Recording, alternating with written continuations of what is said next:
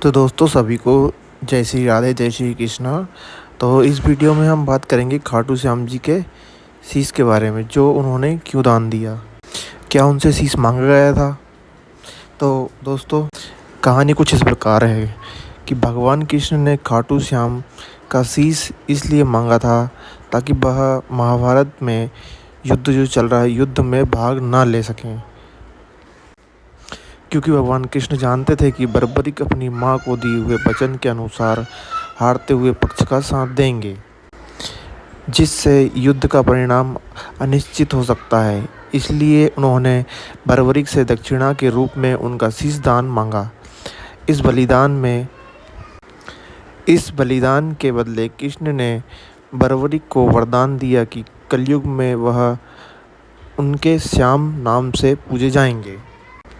दोस्तों बर्बरीक इतने शक्तिशाली थे कि वे अपनी 3 तीरों से ही पूरा युद्ध समाप्त कर सकते थे। श्री कृष्ण को यह ज्ञान था कि बर्बरीक की माँ ने वचन दिया था कि वह युद्ध में हारने वाले पक्ष का साथ देंगे, क्योंकि कौरवों को हारने के लिए ही युद्ध हो रहा था। श्री कृष्ण को डर था कि बर्बरीक उपस्थिति से युद्ध का परिणाम पलट सकता है। श्री कृष्ण ने अपनी कूटनीति का प्रयोग करते हुए बर्बरीक से दक्षिणा के रूप में उनका शीश मांगा ताकि युद्ध में उनका भाग लेना रोका जा सके।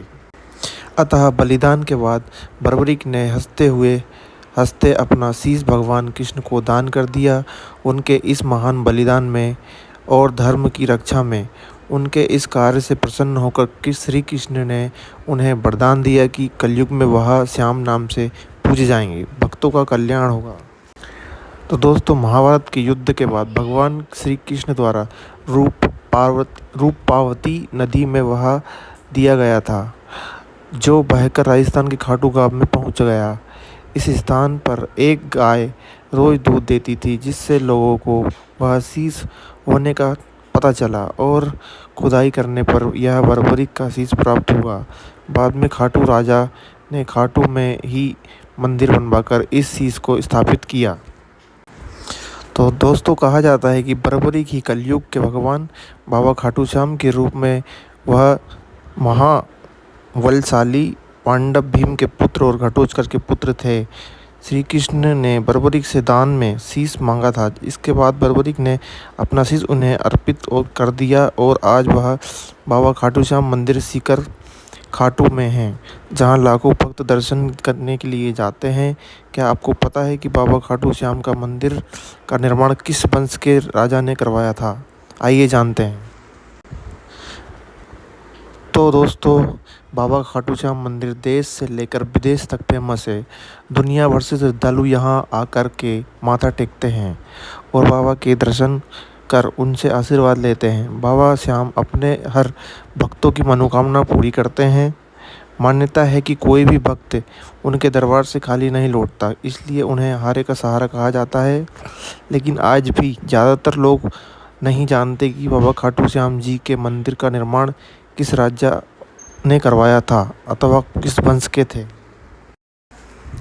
तो दोस्तों कहा जाता है कि खाटू श्याम के चमत्कार भक्तों की आस्था से जुड़े हैं, जिससे गंभीर बीमारियां से ठीक हो जाती हैं। जीवन की कठिनाइयों से मुक्ति पाना और मनोकामनाओं का पूरा होना शामिल है। भक्तों के अनुसार सच्चे मन से किए गए दर्शन और भक्ति से बाबा जीवन में सहारा बनकर हर संकट को दूर करते हैं। ऐसे कई अनुभव सामने आए हैं जहां बाबा ने बीमारियों को ठीक किया है और दुखी लोगों को सहारा दिया है। स्वास्थ्य लाभ।